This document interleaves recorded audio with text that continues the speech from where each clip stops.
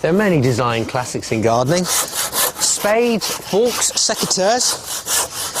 But one of the finest has to be the Jeff Hamilton cloche. If you go to an allotment site up and down the country, you'll see these hoops of blue plastic supporting polythene, covering over plants and keeping off the cold during spring, winter and autumn. And it's the simplest little project for the weekend. The starting point is some 3x2 timber. That's a common size at any builder's merchant. And you just chop it into lengths to fit your veg beds.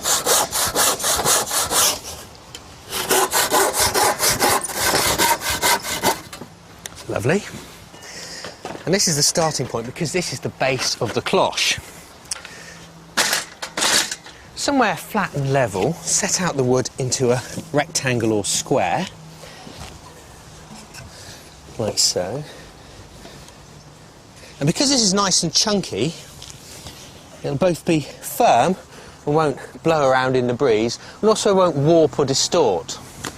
Now, while the Jeff Hamilton cloche is a design classic, it took some building. You almost needed a workshop. You needed timber dowels, wood glue and proper joints.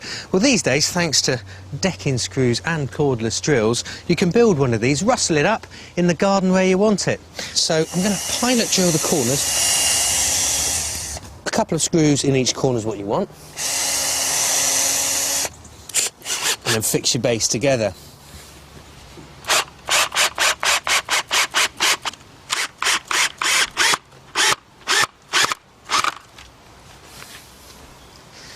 The next ingredient is alkathene pipe. Now, this is water pipe. Every house has got it. And it's called 3/4 inch alkathene. It's easy enough to work with. All you need is a pair of secateurs. And then to cut it, just snip it where you want. And then they go one in each corner, just propped in place. It's got the beginnings, hasn't it? It's looking all right. Now, once again, the old drill comes out and you pilot drill through the plastic, fix your hoops onto the base. Now, the last part is a little stanchion, little stay that you put between your hoops. This stops them being pulled together when you've clad your cloche with plastic. If it wasn't there, it'd soon flop down and move about in the breeze, but this keeps it all nice and rigid and in place.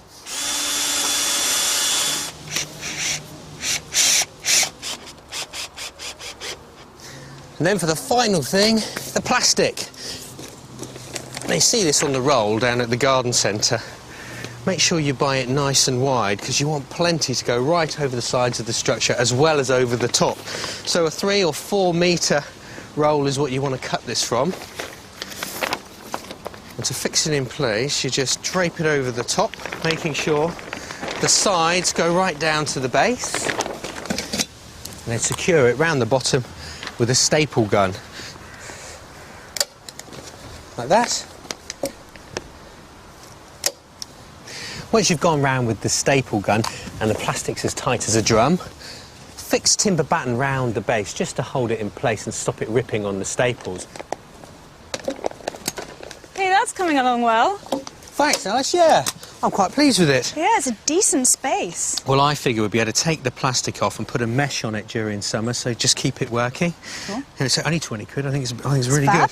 Now, although it could be any length, it is in fact the length of this stick. That's very precise. Well, so when you do your sewing, don't go too near the edges of the stick, yeah? Cool. Otherwise it won't fit. Nice trick. Nice one, nice. And don't lose the stick.